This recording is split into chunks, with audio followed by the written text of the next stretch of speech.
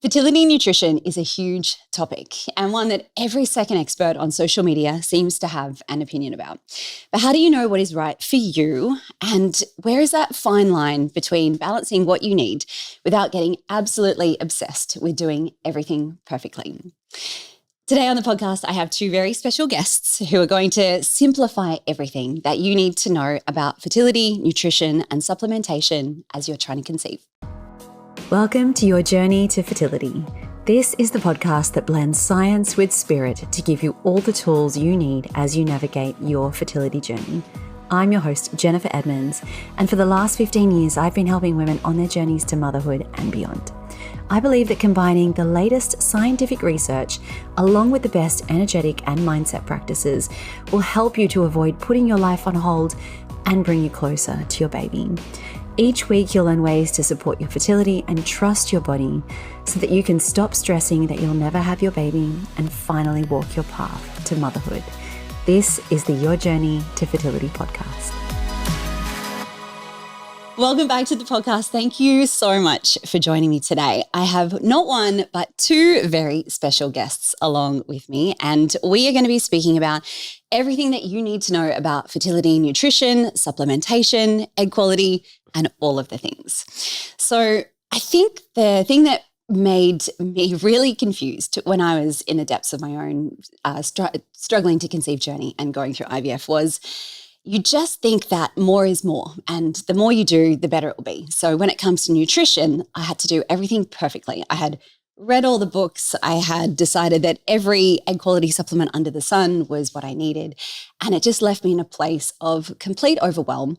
And when I did everything perfectly and things didn't work, I was left in a place of total loss. And, where do you go from there? So we are going to break it down today. What is it that you actually need to know about fertility nutrition? What is it that you should ignore? And how can you best support yourself when you are trying to conceive? So I have Stefanie Valakas with us today, who is an accredited dietitian, nutritionist, and founder of the Dietologist, which is Australia's trusted authority in fertility nutrition. I also have Monique Cormack with us, who is an experienced clinical nutritionist specializing in fertility, IVF, and pregnancy. They are also the founders of arxi, which delivers innovative and evidence-based supplements that are designed to support preconception health. Their aim is to positively impact the lives of those who are trying to conceive or navigating fertility challenges. So, welcome. Thanks so much for being here with me today and coming onto the podcast. Can we start by learning a little bit more about you and what is the work that you do and why did you come to doing this work? Steph, do you want to start? Yeah, thanks so much for having us, Jen. We're so excited to be here. Yes, so I kind of fell into fertility nutrition a bit backwards, which was I was actually a children's dietitian and I was seeing lots of kids, but quickly you realise when you're seeing kids, you're actually seeing parents, not children. And I was starting to notice there was a lot going on for kids in terms of nutrition and health challenges that were really tracking back to what was going on in pregnancy and in preconception. And I had a real passion for preventative health and preventative nutrition. And I just thought by the time we're getting to toddlers and primary school age children, like maybe I could have helped sooner. And so I really dived into a lot of research, which was perfect timing. It was 2018 when all the big papers were coming out about this topic. And it really highlighted that the ultimate form of preventative health was to help hopeful parents improve their diet, their lifestyle, their environment, because that not only shaped the health of the pregnancy and their future child, but then there was more data about the fertility side as well. So I just didn't feel like anyone was really talking about that at that time. And I just pursued more training in that area and decided to start the Dietologist soon after. So that's a very abridged version. I guess along the way, I had my own challenges. I, through my clients, found out I had endometriosis and had a laparoscopy to confirm that. And then almost 3 years ago now, I also froze my eggs proactively. I was at the time single and I was a genetic carrier and I had endo, and I just had so much anxiety about my own fertility, being exposed to so much with my work, that I wanted to, do something proactive. So I froze my eggs at 27, which everyone told me I was too crazy young, but no, I'm so glad that I did. So I guess I've had some personal experiences as well, but my original passion really started from that preventative viewpoint. Amazing. Thank you. And Mon, can you tell us a little about you and the work you do? Jen. I kind of did the opposite to Steph in that I went through it, like I came to it definitely as sort of almost patient first. So I was studying to be a nutritionist and actually didn't think I was going to go into sort of fertility and antenatal care. Didn't really know what I was doing. And then quite sadly, I guess, had a really protracted journey to conception. And my specific background is that I had hypothalamic amenorrhea, which is really food and lifestyle driven. And so it was like this perfectly imperfect intersection of events where I was studying something and then being so deeply affected by it in terms of my reproductive health. And that kind of really shifted everything for me. And it's funny that Steph just said there were so many papers coming out in 2018 about the impact of nutrition and lifestyle on reproductive health, because that's actually the exact time that I was going through fertility treatments, failed fertility treatments, IVF, and also a really a high-risk pregnancy. And so, it just sort of, I fell in patient first and then realised that was going to be where I directed my studies. So, actually really soon after I graduated, that's how I met Steph. I actually applied to be a dietetic intern and so my clinical practice and what I do now really grew out of that. Amazing. Thank you so much for sharing. So I want to get straight into it. And I mentioned in the introduction how easy it is to fall into this spiral of I have to do everything perfectly. And it's weird, isn't it? Because when you do start going through fertility challenges and you learn that there are actually things that you can do to help yourself, you think, great, this is something that I can take control of again. I am totally in charge of this game and I'm going to do all the things. And I'm sure you relate to that and everyone listening can relate to that. And I think that it doesn't matter if you're a type A person. I think infertility will kind of make you one if you're not careful. So without doing everything perfectly, without cutting out gluten and dairy and sugar and caffeine and alcohol when perhaps not every thing on that list is going to affect you, what do we actually need to know about fertility nutrition and what do we need to avoid? Do you want to start, Steph? Yeah, absolutely. I absolutely love this topic because I always recite the motto to my clients, you don't have to be perfect to get pregnant. And if you come back and you tell me I'm doing 100% of everything that you said and I'm doing 100% of the time, I'm worried for you. I don't want that as an outcome. I always come back to the central premise. You don't have to be perfect to get pregnant. What you need to know and what you need to probably discard is probably in society we love a rule. We love a rule because a rule is very concrete. It's black and white. We don't have to think too hard. So gluten-free, it's a rule. I just don't eat gluten. It's easy. It's a rule. You can put on your forehead. You can go to the cafe. You can work it out. But if you're more flexible, you have to exercise more judgment and it becomes more of a grey area, and we don't generally like that. But the truth is, to eat well to support your fertility, it is grey. And we also have to know, what are we focusing on? So if you come to me and we're just two healthy people and we want to get pregnant soon and we don't know what we're in for yet, but we just want to put our best foot forward, that's a sensible thing to do, and I encourage it. And the way that we would approach that would be, okay, let's look at you as individuals and look at you together and see what's going on. So in terms of food, we would be thinking about, okay, what are the eggs being exposed to? What are the sperm being exposed to? And what's that uterine environment look like? And are you ovulating regularly? Do we have those 4 things, can I count?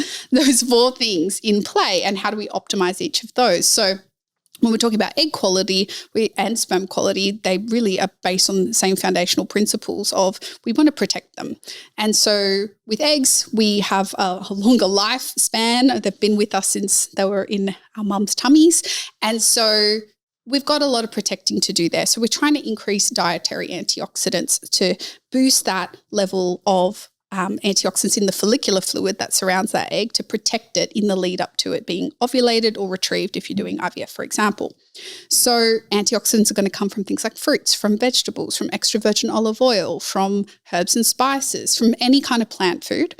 And also omega-3 fatty acids are also beneficial for the anti-inflammatory and blood flow boosting properties. And so if you think about that, for both sperm quality and egg quality, they are decently simple, healthy eating, general Mediterranean diet, however you want to label it, principles that everyone can kind of start with.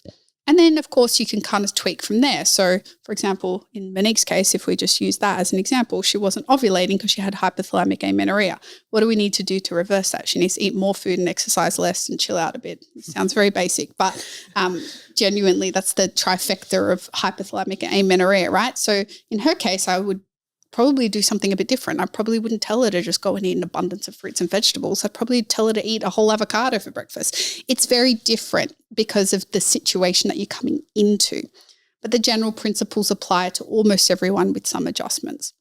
In terms of the things that you want to avoid genuinely, that we have really like decent science for, either from general health or specifically fertility, so you want to avoid excess amounts of saturated fats. So these are the more pro-inflammatory types of fats. They seem to affect the quality of that follicular fluid where the egg is growing. It seems to affect the sperm as well. And we just know too much saturated fat's not good for us. Cardiovascular health, all sorts of other components, mental health even. So things like excess amounts of butter, fatty cuts of meat, bacon, processed meats, takeaways, deep fried foods, all the fun things in life. But you don't have to cut them out. It's just about minimizing. So you can be clever about, I am still going to have a buttered croissant on my Sunday morning. Thank you so much. But I'm not going to eat it every day for breakfast. Is a simple way that you can embrace, the principles of what is actually going to support your fertility without letting go of, there is no joy left in my life because of infertility and I'm trying to do everything by the book, so that, like what you said in the intro, like you got to do everything right so that it can go right, but it may not. And so ultimately I always try and think when I'm working with people, is this going to help them anyway, just for their own health and well-being, even if these people never conceived? Am I still leaving them better than how I found them? And are those principles still going to serve them for a long period of time? And with a principle approach, you can do that. Once you get into the specifics, then it becomes more time course sensitive with things like supplements and very specific dietary interventions for certain situations. But that's like the very overview, bird's eye view of it. But yeah, we can certainly drill down into more of the details. Maybe Mon, you can.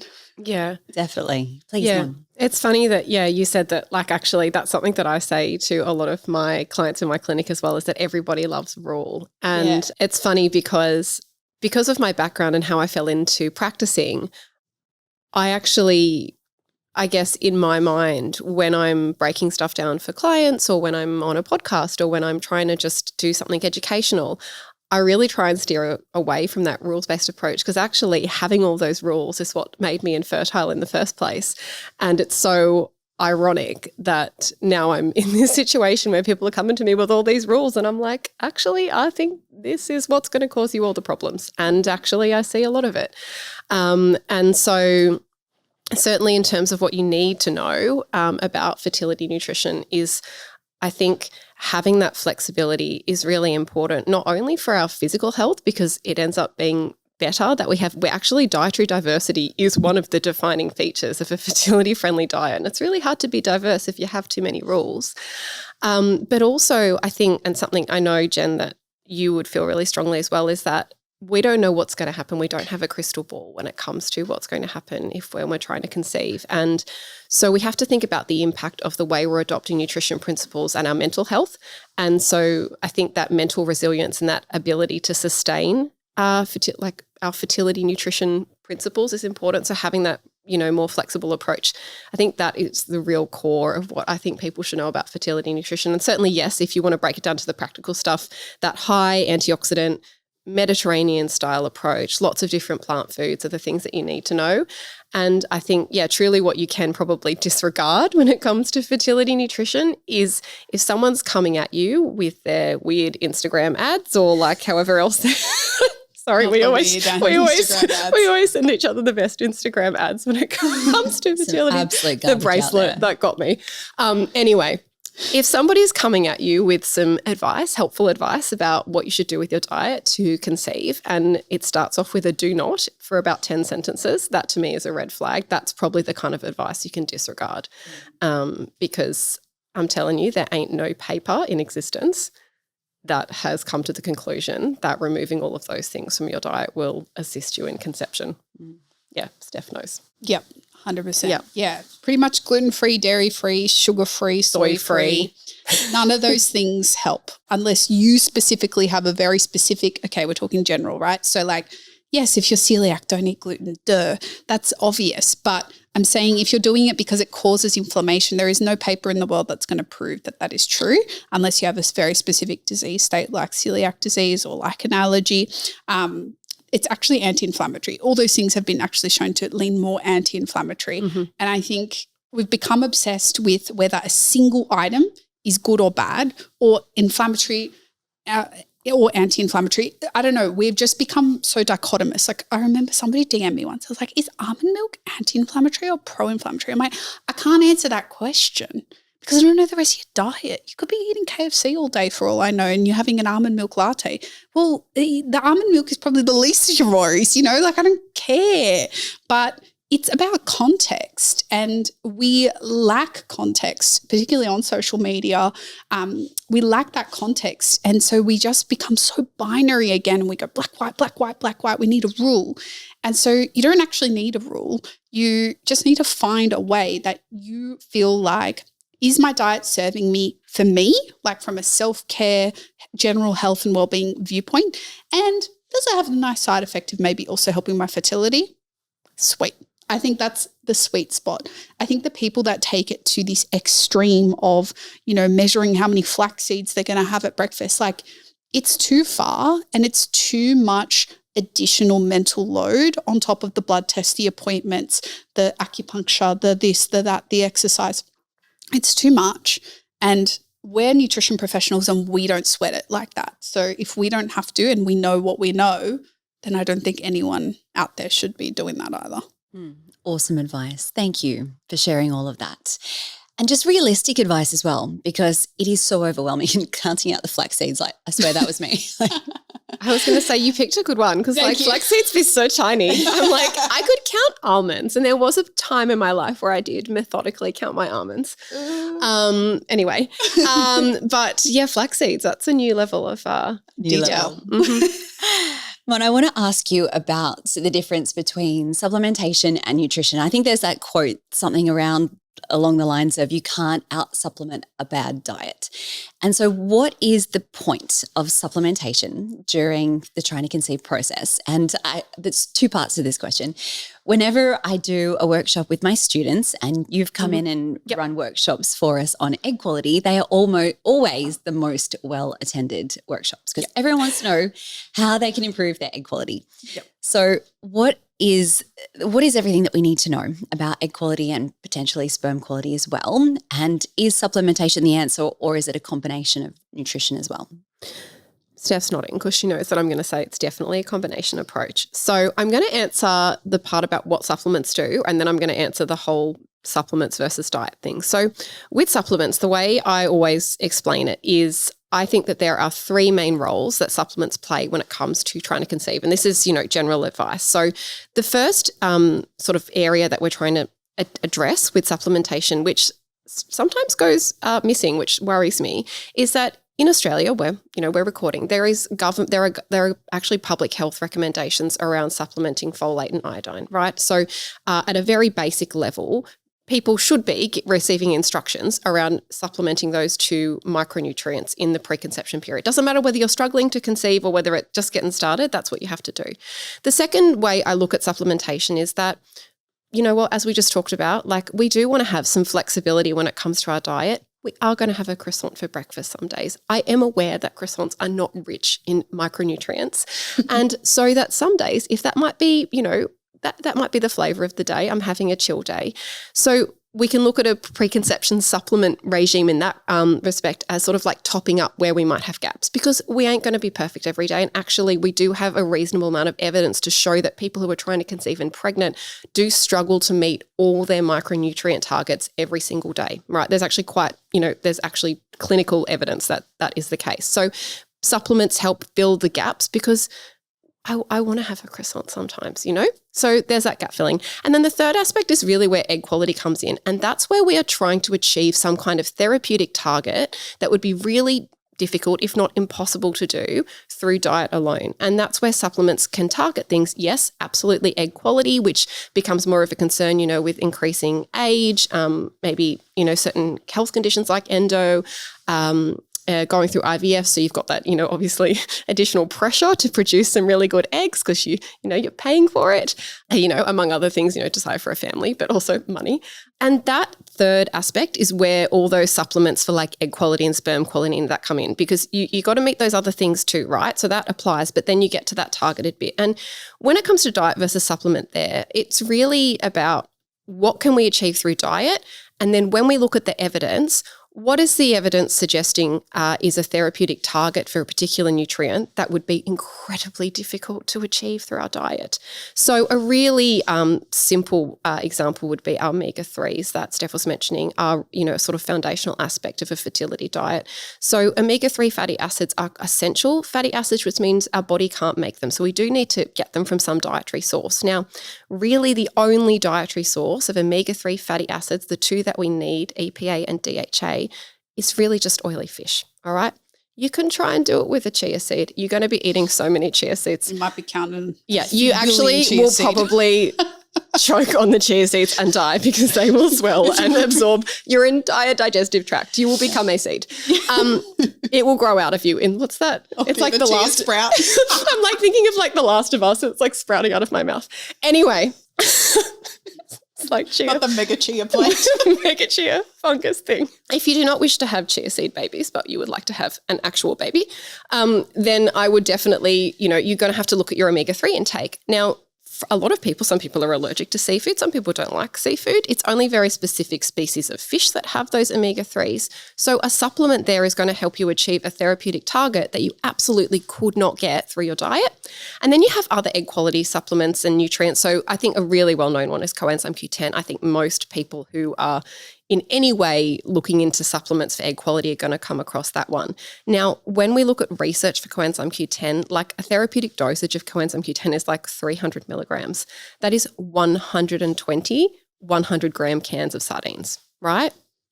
It's a lot, right? Or it's like how many kilos of salmon? 39 kilos of salmon. 39 kilos of salmon, right? And you want to be taking that every day. Wow. Right? So you just can't achieve that therapeutic target through your diet. So when it comes to diet versus supplements, absolutely. Yeah, we want you to have that foundation, healthy diet. It is really essential, right? That's where all your baseline nutrition comes from. But when you're trying to achieve a specific target, then supplements might be involved. But like Steph said earlier, we don't want you taking supplements forever. So it's good to understand the difference and the roles that they play. If you are anything like I was when I was trying to conceive, your pantry probably looks like a mini pharmacy. Bottles everywhere, checklists, have I taken this? And maybe just like me, you were waking up at 2 a.m. thinking, oh my goodness, did I forget to take my CoQ10 today? Well, that's why I was so excited to discover OvaGold from arxi.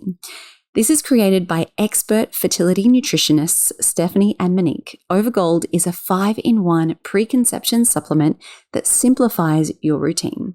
Just 2 capsules a day gives you the powerhouse antioxidants, CoQ10, alpha-lipoic acid, vitamins E and C, and the newest star on the scene, NAD+ precursors. Yep. All of that in just 2 capsules, not 10, not 12, or however many I was taking. No more rattling when you walk, just high quality, science-backed support for your reproductive health in the lead up to conception. And because the arxi team are absolute legends, they are giving you $10 off your first order when you use the code GEN10. So head to FromArxi.com, that's ARXI, and use the code GEN10 to nail your preconception. Always read the label and follow directions for use. OvaGold is not indicated for use in pregnancy or lactation. Do not take while on warfarin therapy without medical advice. Vitamin and mineral supplements should not replace a balanced diet. I'll just add to that as well. Probably the 4th case where supplements come into play that people forget about is deficiency. Oh, yes. So like absolutely. So many people iron deficient. So many people Vitamin have vitamin D. 1 in 4 in Australia. It's winter. Sydney, Melbourne and South, you're much more likely. And all those things now, we used to say, oh, it's just an optimizing before pregnancy thing. But now just came back from a massive international conference and they're all saying all these things affect embryo quality. If you are going into into IVF, very iron deficient, it's affecting the embryo quality.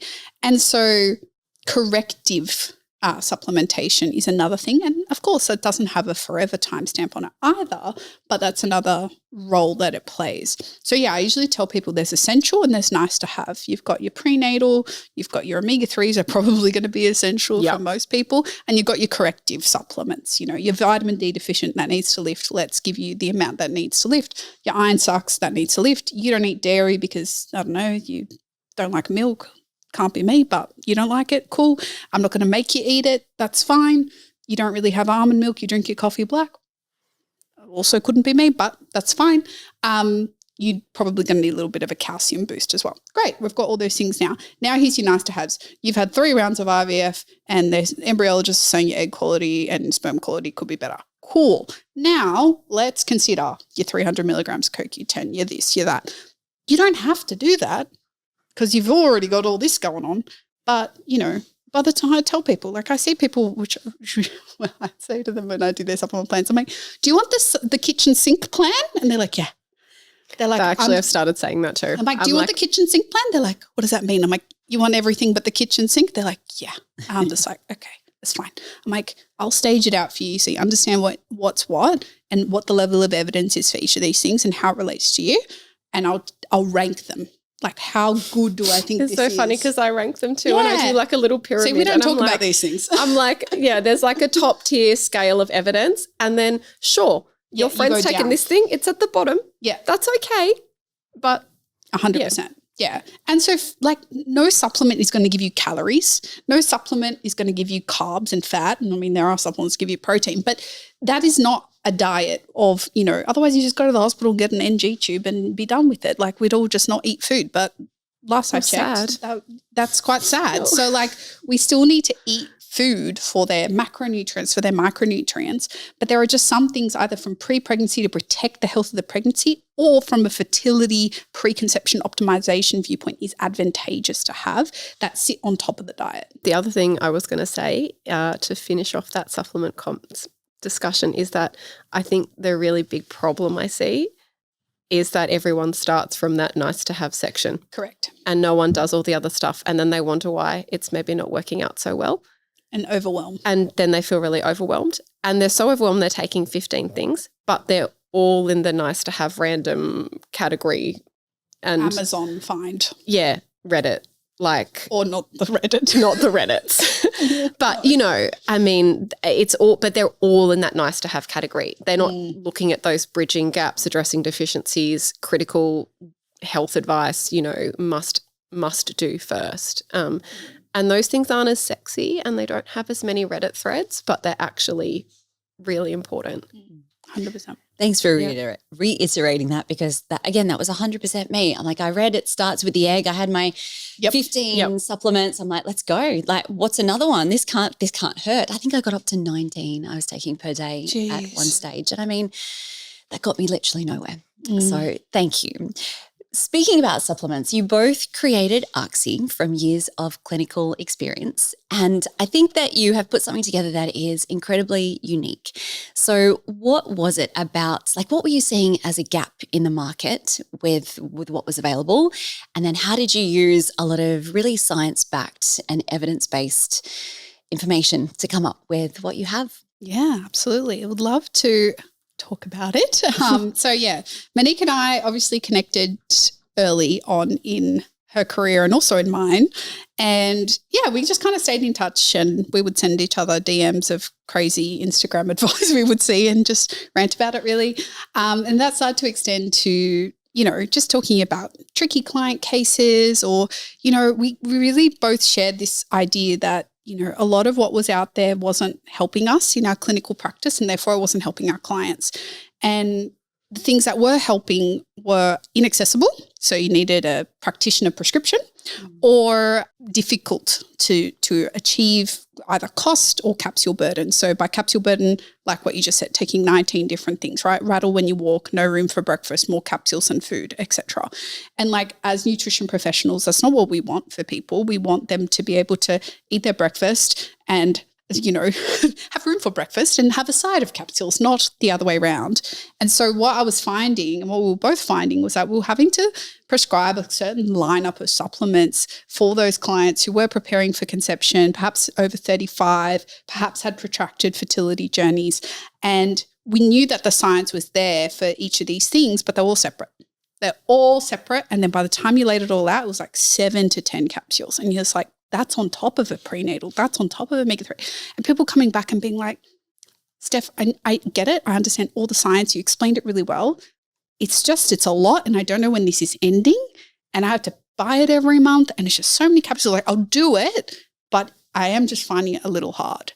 And I was like, no doubt. Like, I felt bad for even having to write that plan for you, but I don't have an alternative. And so that's pretty much where our first product, OvaGold, came from, was that we knew there had to be a better way of combining the things that we're already recommending into one product to reduce the cost and the capsule burden for people and just make it easier to add to their prenatal supplement lineup without doubling up, because that was our other problem, was that a lot of formulations that were getting released meant that we then had to pull back in something else. It made it very hard for people to integrate into their routine seamlessly because there was so much doubling up. So yeah, that was really where it came from. And I think it won't be the only product we'll release, but it was the first one because I just felt like, my God, like this is just such a need and it's really annoying, not only as a practitioner, but I can only imagine for the end user as well. Yeah, I mean, certainly I definitely have end user experience with that. I've created my family in sort of my mid-30s. So I was definitely like target market for supplements and trying everything. And, I think when you are just buying supplements willy-nilly off recommendations that you find, you're not, I guess you may not approach supplements the same way. But for myself and Stefanie, when we're in clinic and people are coming to us with supplements or we're prescribing things, we're maths girlies at heart. We're sitting there and we're adding up all the things that you're taking and realizing that, wow, there is a lot of overlap between these. Or wouldn't it be great if you could get all of this from this thing but not have that and then add this in? Oh my God. And we were thinking about that, and so many of our discussions just started going around with that. And I know that it's almost like, I feel like once you go down the path of having maybe an extended journey to conception, that you almost feel better or expect to take like 10 or 15 capsules. Like that's going to be like, certainly particularly when I was going through IVF quite a while ago now, like I was like, yes, the more that I take and the more that I ingest, certainly I will achieve whatever. But it's so unsustainable in the end, like you don't know when it's going to end. And so, yeah, we kind of wanted to turn that on its head a bit and go, actually, there is a simpler way, and we sort of want to get rid of that expectation that to, achieve a really amazing plan, you don't have to put yourself through that. And we know it's possible. Like we've been working out plans like this for combined over years, 10 years probably between us of mathsing the maths on all of these different things. And so we knew it was possible.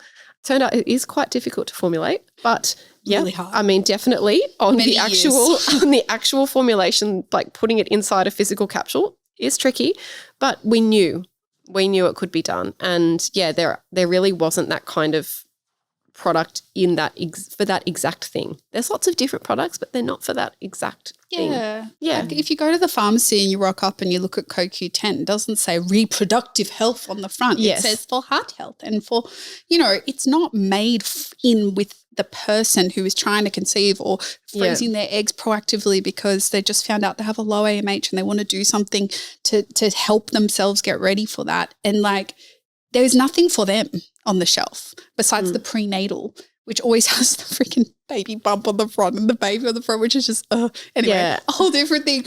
But we wanted to create something that was for that exact person, that wasn't about the health of the baby. It's actually about you rather than the health of the baby. That's the prenatal's job. What OvaGold does is it complements that.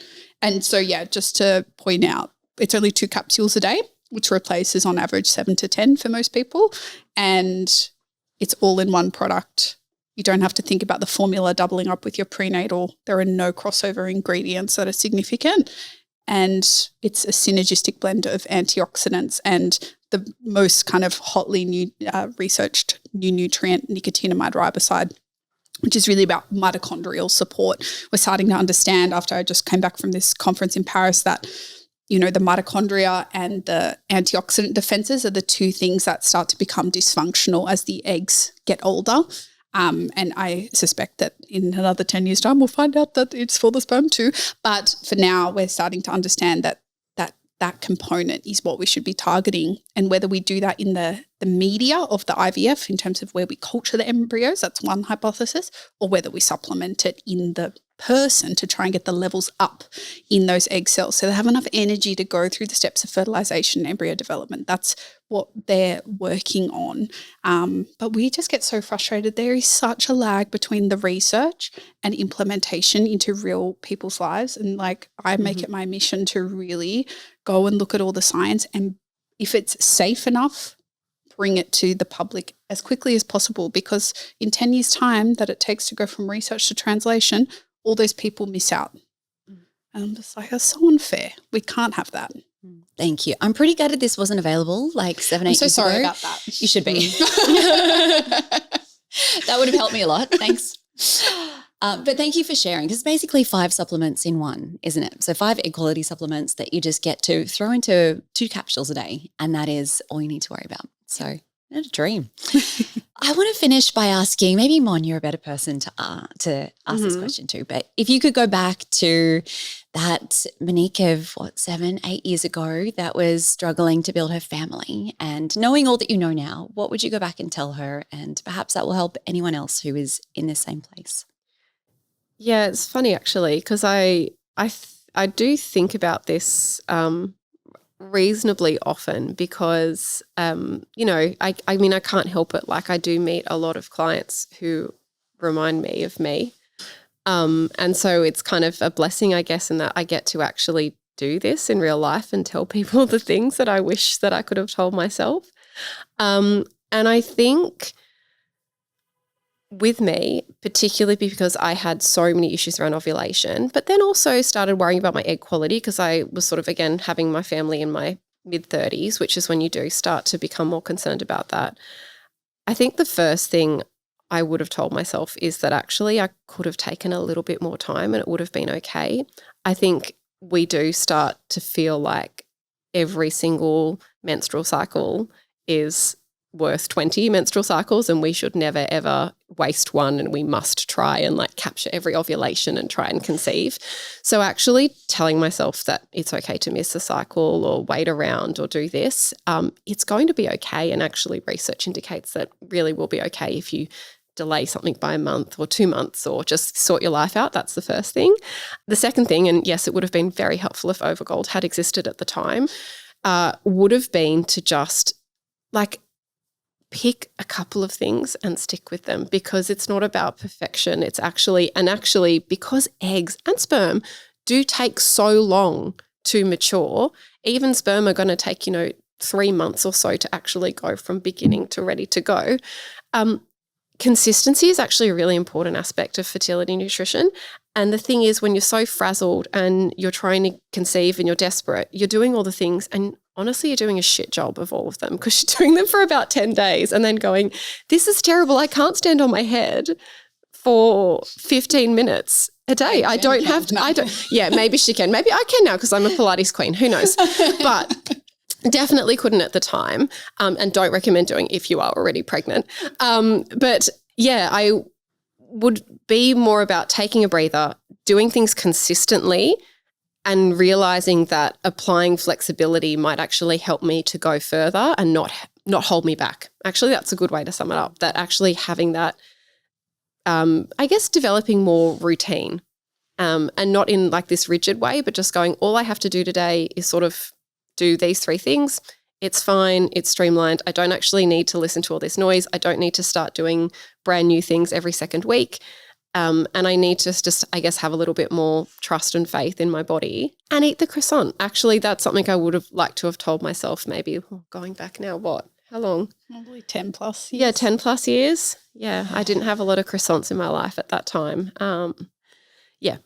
Thank you. Thank you for sharing. Now, if anyone who is listening wants to learn more about arxi and OvaGold or to connect with the two of you, what is the best way to do that? Steph, do you want to let us know? Yeah, so to come and hang out on all things fertility nutrition with our practice, it's _Dietologist.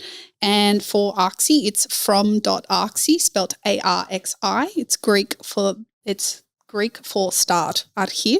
So it makes it trademarkable, people, really. That is the reason. People are like, why'd you choose such a strange name? That's the reason, but there is some story behind it.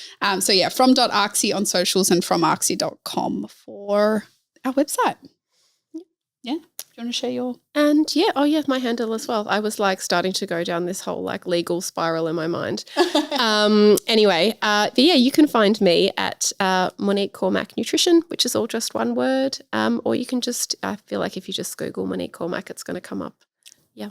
Thank you. Thank you so much for being here today, girls. Thanks so much for having us, Jen.